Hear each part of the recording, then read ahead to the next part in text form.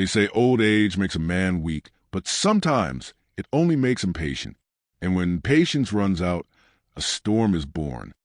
In a quiet little village, far away from the chaos of cities, lived an old man named Edward Kane. To everyone, he was just a frail, kind-hearted grandpa. His wrinkled hands trembled when he held his cane, and his slow steps made children giggle as they ran past him. Edward lived alone in a wooden house at the edge of town. His wife had passed away years ago, and his only daughter, Mary, had given him the gift of his life, his grandson, Liam. Edward's world revolved around the boy.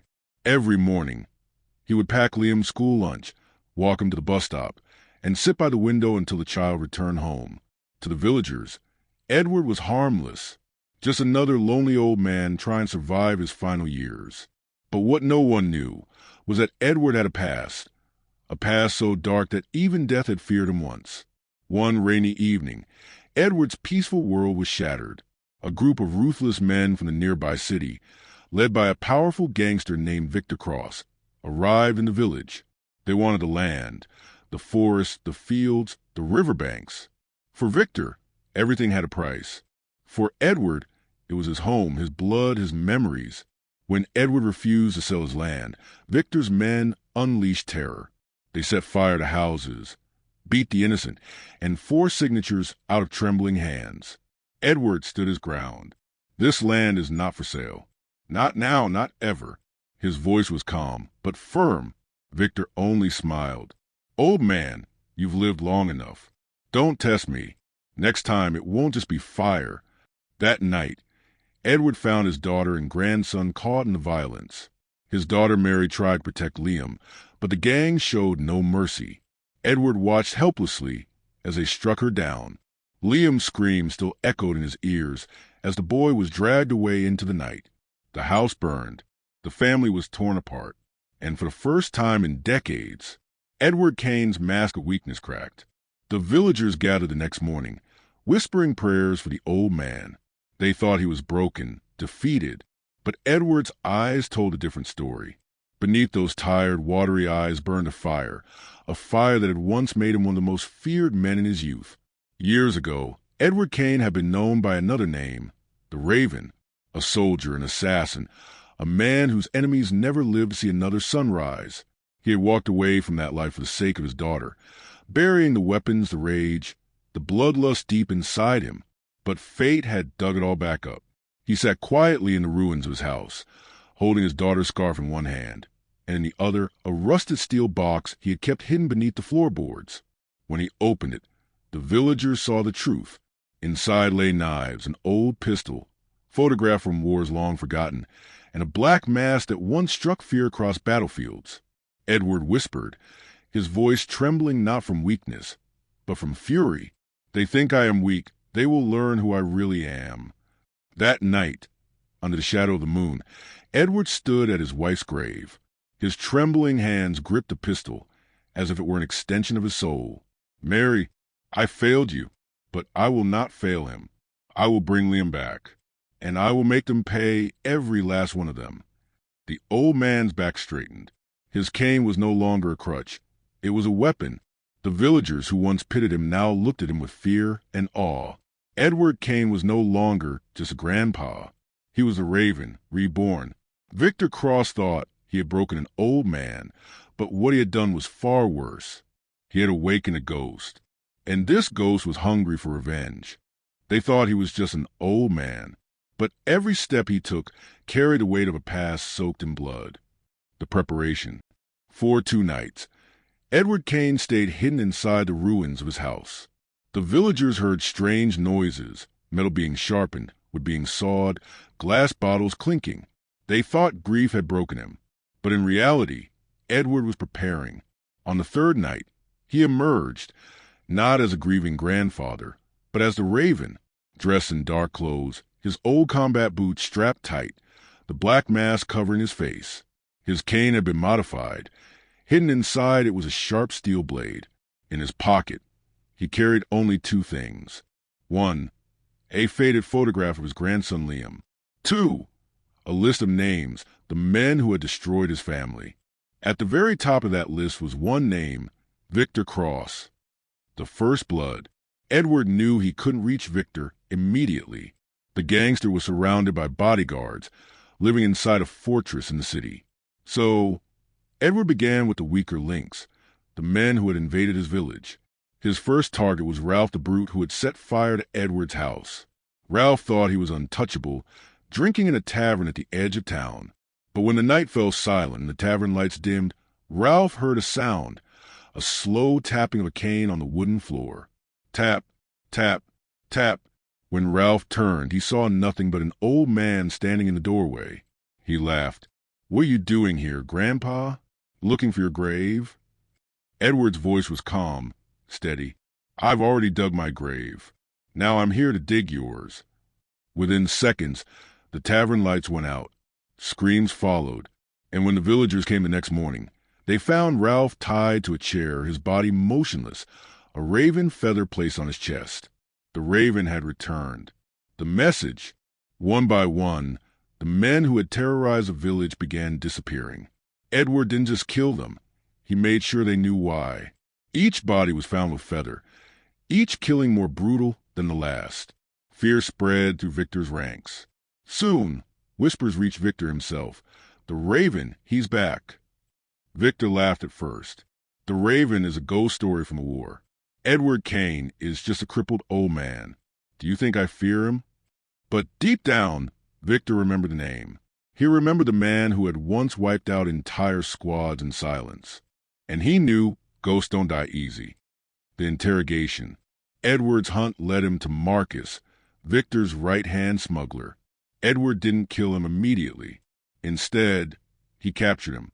In an abandoned barn, Marcus found himself tied to a chair, sweat dripping as Edward circled him slowly. The only light came from a single lantern, swinging gently. "Where's my grandson?" Edward's voice was sharp, like a blade. Marcus stammered. "Why, you're insane. You're just an old man." The cane slammed into his ribs. Marcus screamed. "Where's he?"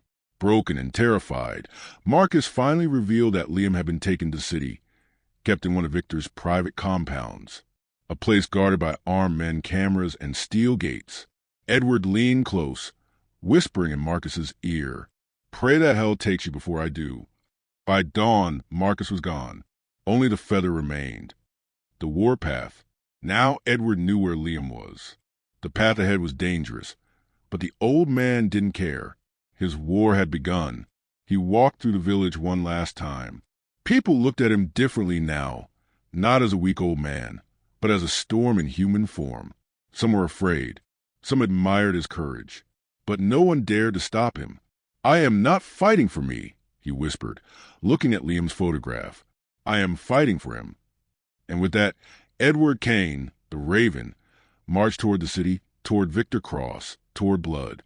Victor thought his empire was untouchable, but he had never faced a man with nothing left to lose. The hunt had only begun, and the Raven was coming. For weeks, the city had whispered his name. A ghost, a shadow, a nightmare. They called him the Raven. But for Edward Kane, it wasn't about the name. It was about blood. It was about his grandson. The infiltration. The city at night was alive with neon lights and sirens, but Edward moved through its streets like a shadow. Every step was careful, calculated. He knew where Victor Cross was hiding, inside a heavily guarded compound on the outskirts. The place looked like a fortress. Armed guards at every gate, cameras watching every corner, dogs pacing restlessly. But Edward had seen worse. He had infiltrated war zones far deadlier than this.